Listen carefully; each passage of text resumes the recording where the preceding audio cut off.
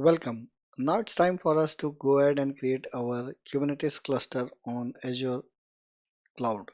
So for that, I will go to our Azure Cloud and this is our portal. So just for search for Kubernetes.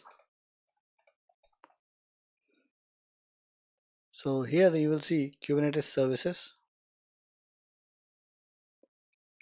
and here we will say create Kubernetes cluster. So it's now going to give us some options that we have to fill out. So of course the resource group, I will go with the one which we have been using. Cluster details.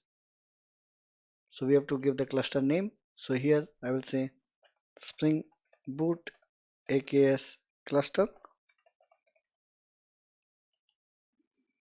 North Europe availability zone is fine. We will leave the default.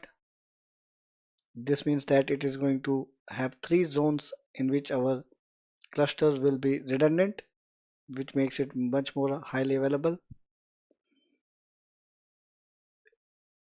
So it says API server what we want to go for. So it says for optimized cost, this is good enough. API server is the thing that we have been studying so far. Here, this is what we interact with the master node on a control plane. Next is we need to choose for the plan. So here we have the node size. This is the standard, and here we are saying the node count. So the node count is in the range of.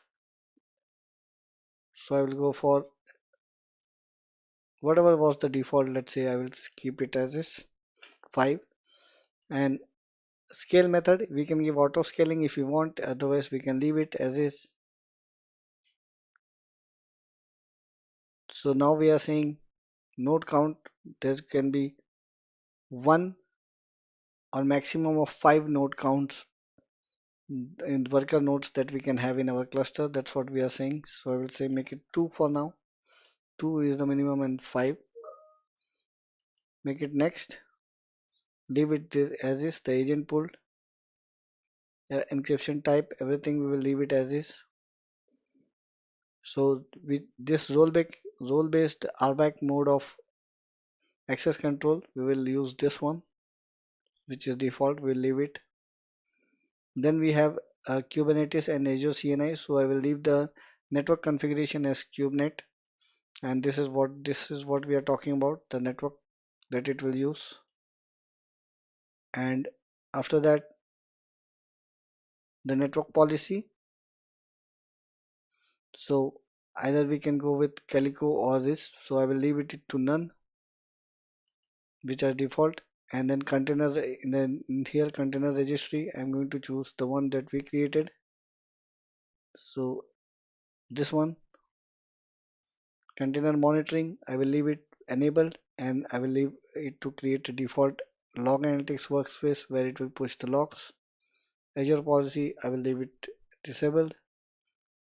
So these are things where you can apply some more security if you enable it. But for now, this is good enough. Go to advanced, tags, review and create. So let it run the validation.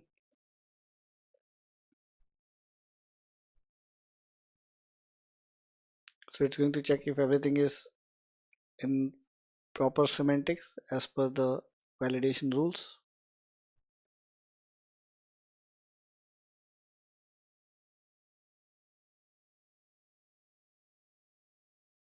So it says validation has passed, and then now what we can do is we can just go ahead and click on create. So now it's going to create our Kubernetes cluster with a minimum of 2 nodes, worker nodes, and maximum it can go up to 5 worker nodes in a stepwise manner. So I will leave it as is, let it create the resource, then we will see a go to resource button here at the end. So for now, we will close the video and I will see you in the next one. Thank you.